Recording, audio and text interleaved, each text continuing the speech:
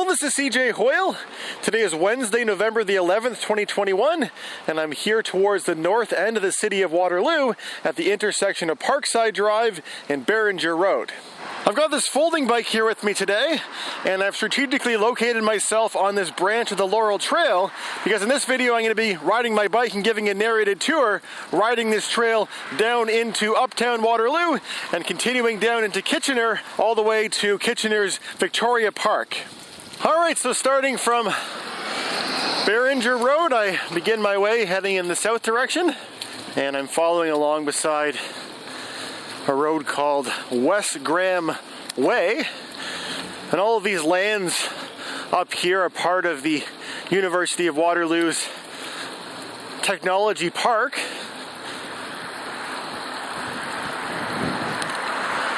So they're just an area that's sort of just north directly of the main campus. And there are quite a few buildings from industry that have set up shop there. I don't know what exactly the agreement is, but somehow the university has, like grants or something that lets companies come and work here. I guess companies that probably work, have some involvement with the university. The building on the right says Text Now on it. You can see SAP over on the right. Companies that you may recognize the name of. Over on the left here, we're coming past the Research and Technology stop on the Grand River Transit's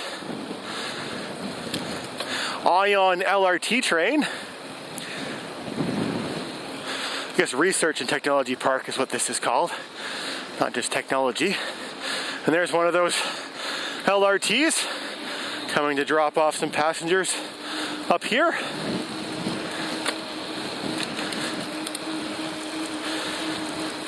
So this trail follows along next to those tracks all the way into Uptown Waterloo.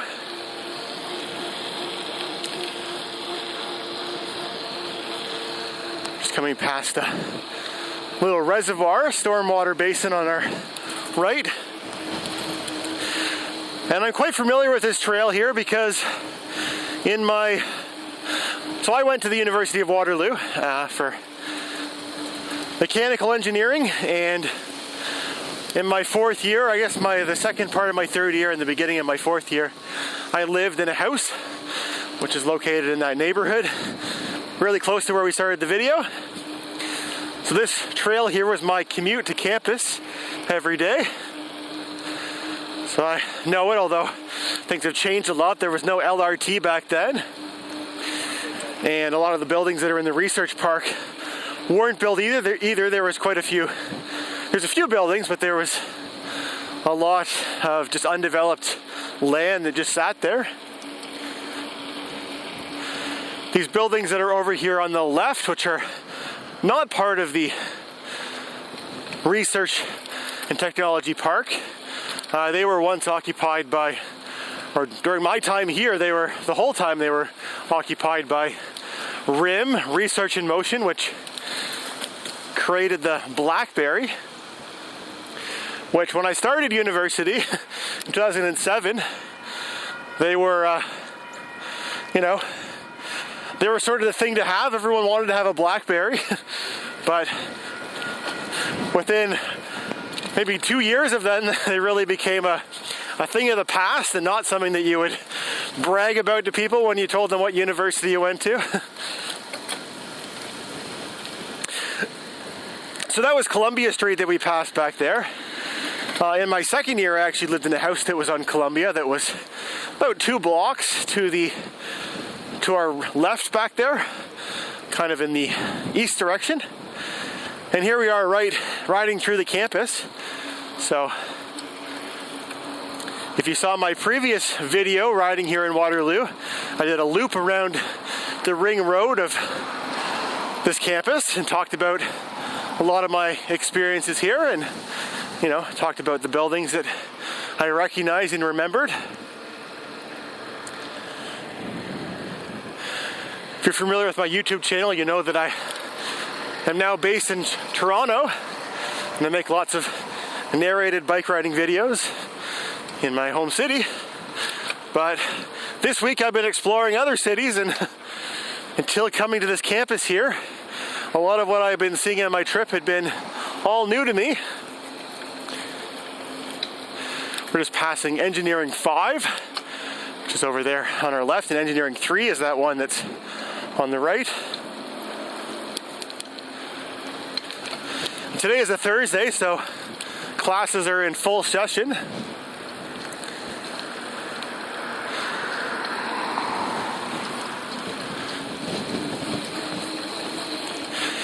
And yes, like I said, there was no LRT train back when I was a student here, but there were always train tracks that came along this corridor. Well, they were very rarely used. I think the only thing they used them for was they had a tourist train, but I don't think it ran every day. It was like a special occasions kind of thing, but it was this old, like, historic train from I don't know where or what. I don't know the history of it. But it would come through, you'd see it, a few times a year. It would come through the campus, and it would just kind of, you saw it parked all the time in Waterloo Park, which is where we're heading towards.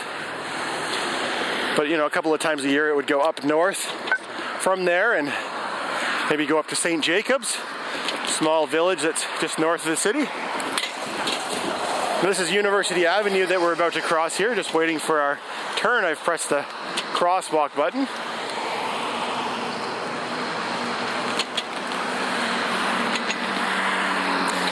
And just over here to the left is the University Plaza, or that's at least what we called it when we were students. It was a place that had lots of restaurants that you could go to, and you needed something quick to eat for dinner.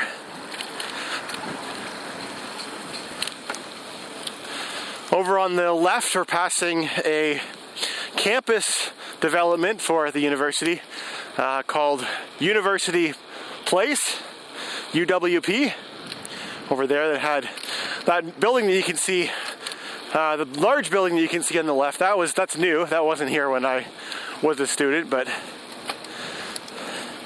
there used to be two towers that were in University Place. I had a friend that lived in one of them in first year and visited him there a couple of times.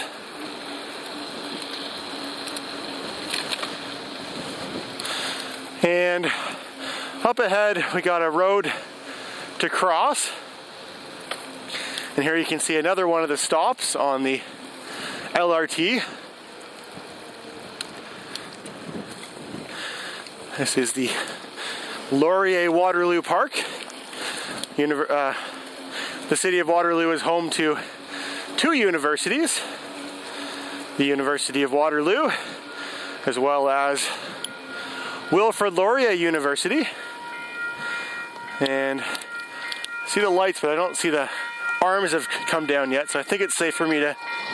Oh, there come the arms. Okay, I probably shouldn't have come, but... They tend to close those gates quite far in advance of when the LRT is coming. I guess the idea is that when you hear the noise, you're not supposed to go through, and the gates just, so you don't get stuck between the gates like I almost did there.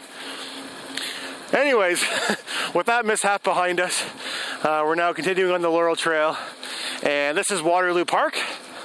So it's a fairly large park here in, kind of, situated in between the downtown or the Uptown Waterloo area and the university. They have a small zoo here. Don't see any animals in the enclosures right now, but I remember seeing them as a student.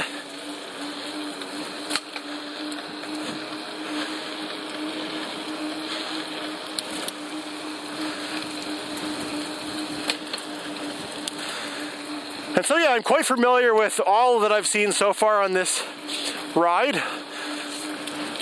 I wouldn't say I went to Uptown Waterloo an awful lot when I was a student. There's not really a whole lot that was there for me, and really when I was here to study, I was here to study. I wasn't you know, really doing a whole lot downtown.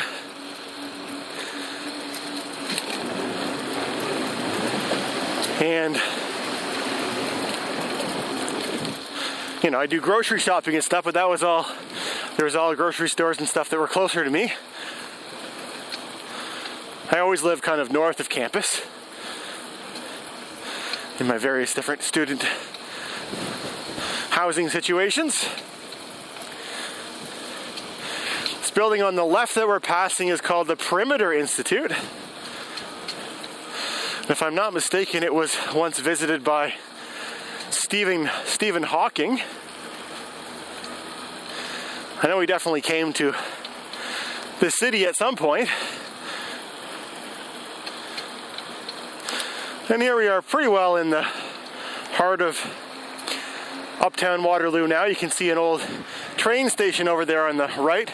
And that's right where that old train used to be parked, but I think they've moved it somewhere else because it's not there, but I'm guessing it doesn't run anymore because the tracks have been replaced with these LRT tracks. And, you know, they have the overhead wiring which powers the train. And maybe the old train could still fit on there, but I guess with the LRTs constantly running, you wouldn't really be able to, you wouldn't want an old train in there getting in your way. So from here I want to go on a street called Caroline Street, which, okay, that's that one over there. Usually I come and I ride my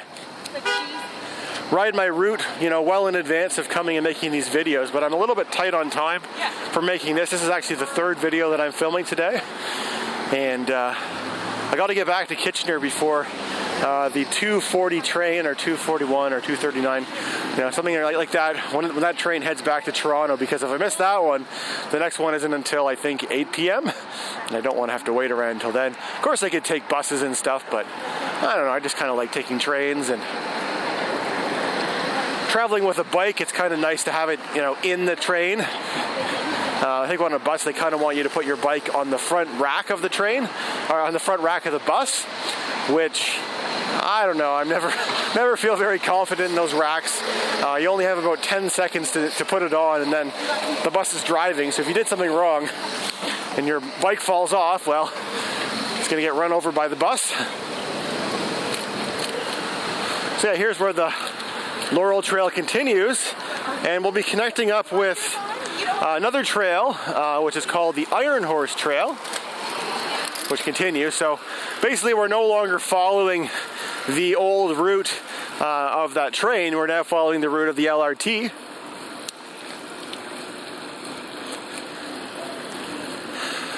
Yeah, I should be able to follow along here, and this will take us right to that trail, and it looks like they've got this nice multi-use trail built here. I'm sure this was not here back in my student days. I do remember riding the Iron Horse Trail as a student, like it was something that I would do, you know, in the summer, but I would guess that I haven't done it more than twice. I actually think I did it once on my unicycle. My unicycle was new back in those days. And I just, you know, I had learned how to ride it, but I was, you know, excited to ride it and try new things with it. And of course it was, you know, it's a lot slower than a bike, or at least mine is, because it's only got a 24-inch wheel.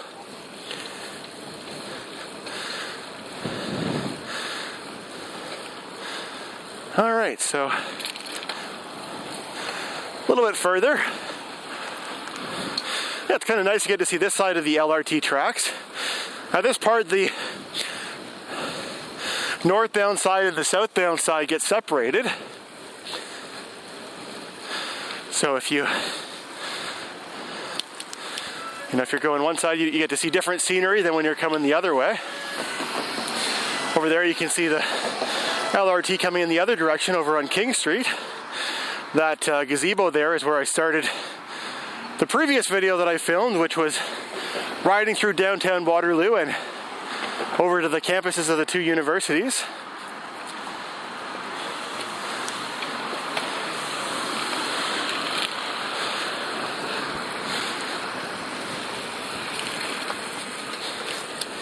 It's interesting that they're using concrete to make this multi-use trail.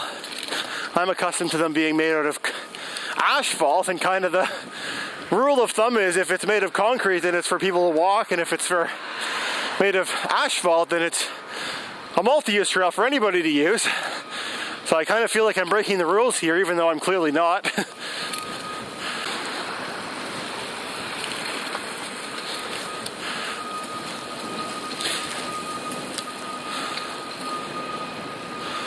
Alright, I guess there'll probably be a sign telling me when to turn, so I don't need to rely so much on my GPS right now, but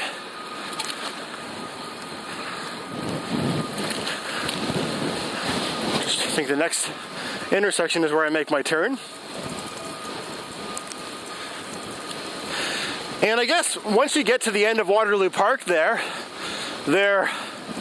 are two different options of trails you can take. You can take this one and join up with the Iron Horse Trail, or you can take another one, which is the one that I actually showed in my first video from Kitchener Waterloo, which goes along the Spur line trail, which kind of goes in a way like kind of parallel to this one, but kind of further over to the east.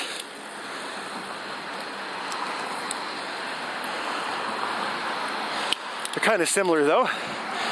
Although interestingly, this one here is actually signed as part of the Great Trail, which used to be known as the Trans-Canada Trail, but it's essentially a trail across Canada, which they're, trying to connect all the pieces to make a continuous route. And I guess that helps to motivate them to put more effort into, this trail as, compared to their other trails that they've got to build. So maybe that's why we've got such great infrastructure on, Caroline Street there that connected us to here. Over there's an old mechanical punch that we just passed on our right. They seem to like to put old artifacts of machinery along these trails. I saw a bunch along the Spur line as well.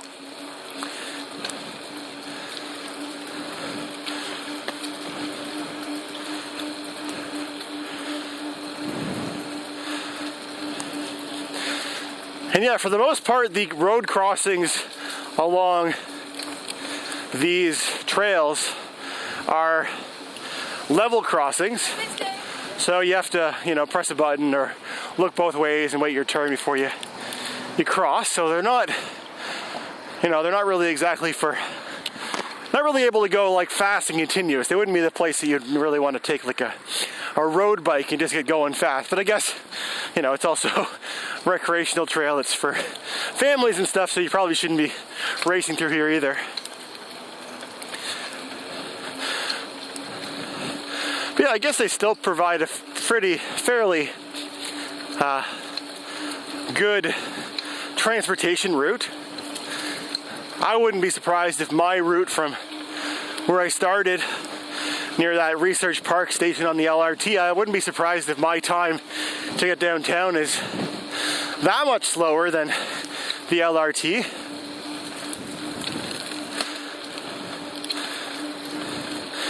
The LRT is pretty fast though.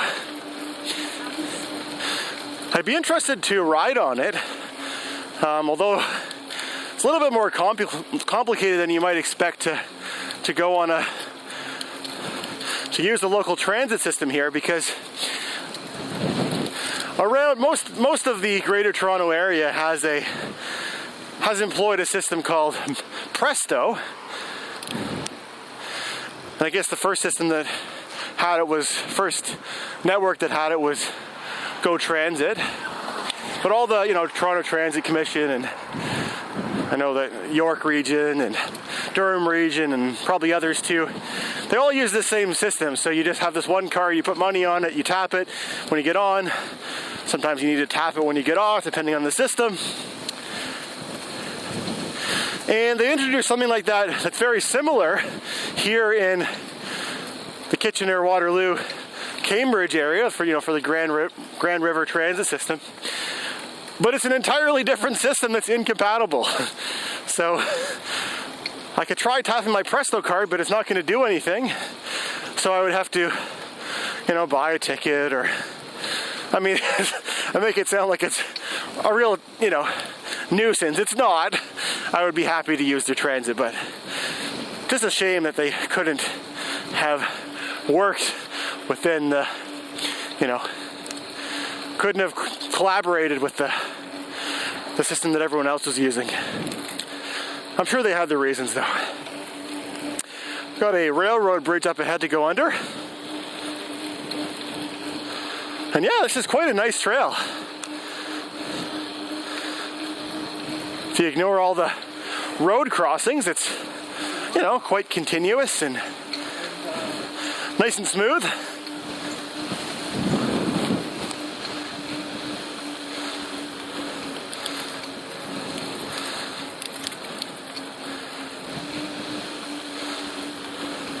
At some point along here, we're going to be crossing from being in the municipality or the city of Waterloo into the city of Kitchener, but there's not going to be any big neon sign telling us welcome to Kitchener.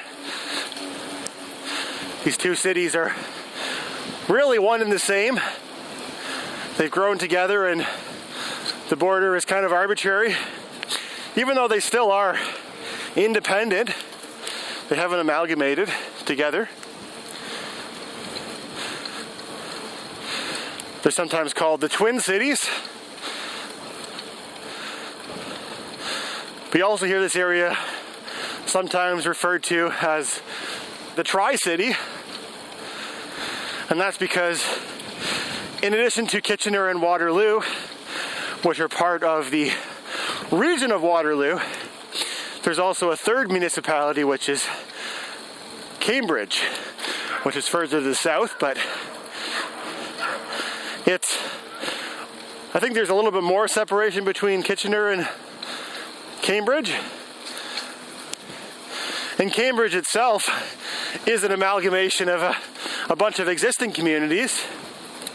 Cambridge doesn't really have one central downtown, it kind of has three old villages that were there that sort of got lumped together as one. One of the downtowns is called Galt, and another one is called Hespeler, and I can't remember the third one.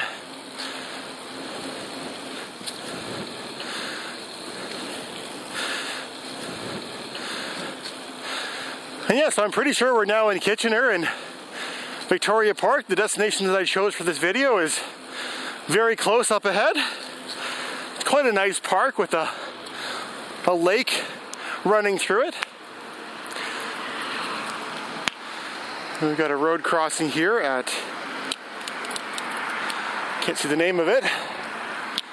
Just cross this refuge island and then I'll come the rest of the way across. And there's another road crossing up here.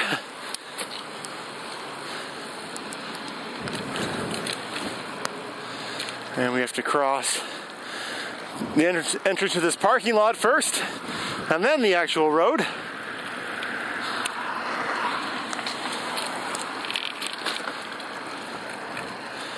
It's West Avenue. We cross there.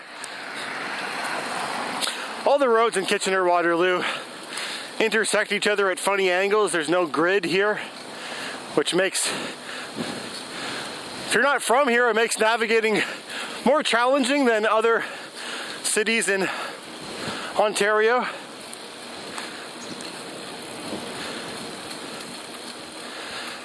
It has to do with how this area was settled. And who settled it.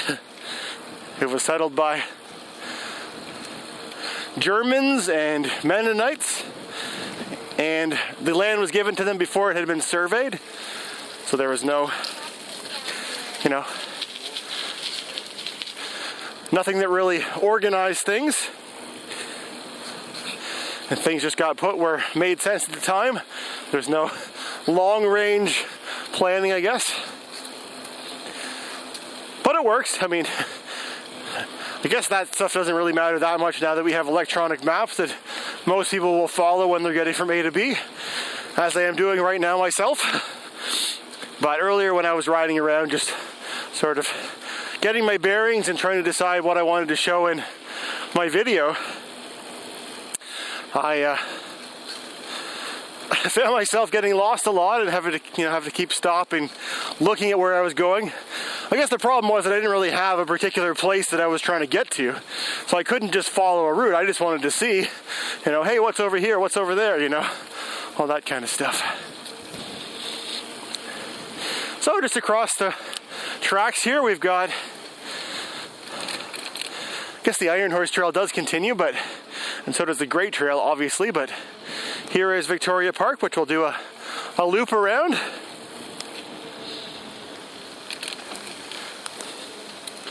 Just so we can have a chance to see it. Quite a nice park. Quite a large park too. And it's, situated very close to downtown Kitchener, the old part of Kitchener.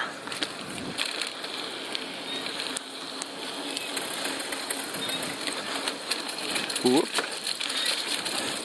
It's pretty bumpy. And I can only ever remember coming here once before as a student. It was in the summer and it was a very nice day and it was just packed with people and it seemed like a nice place to be. Let's go this way. And there's sort of that water feature there in the middle on the left. We'll do a loop around that.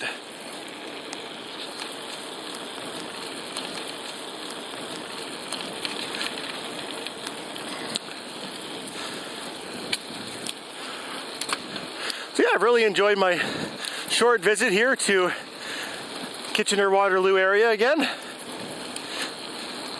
Lots has changed, but lots is still the same. Unfortunately, I got kind of a gray and cloudy day here, which doesn't matter too much to me, except the videos never look quite as appealing when there's no sunshine or not a lot of sunshine and everything looks gray. But hopefully you're still enjoying watching these videos. This is actually going to be the last of the series of here in Kitchener and Waterloo. I'm also going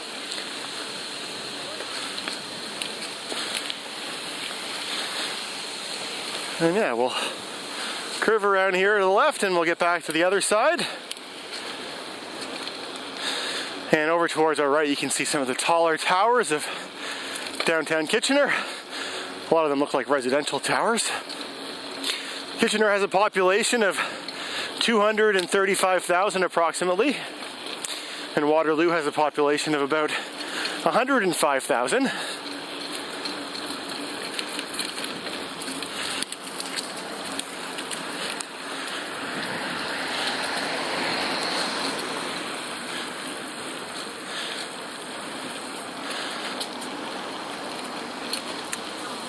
I wonder if people use this water in the summer for paddling around in. Wouldn't surprise me if they had, some kind of rentals there, although it's a very small body of water. You'd be done pretty fast, so I couldn't imagine many people would bring their own watercrafts here to use it, or I guess what I'm saying is I couldn't imagine myself. I mean, I probably could actually. Knowing me, I would probably want to paddle it, just because I could, but it would probably take less than an hour and then you'd be done. But that's the sort of length that a person that doesn't own their own watercraft would be interested in, just a chance to sort of just, paddle around a little bit and say, okay, that was fun, I'm done.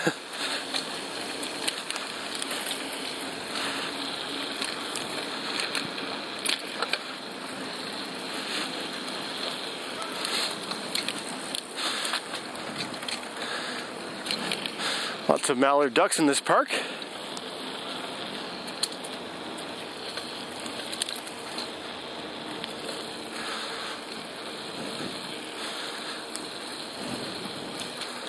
Oh, there you can see a red colored tree losing its leaves.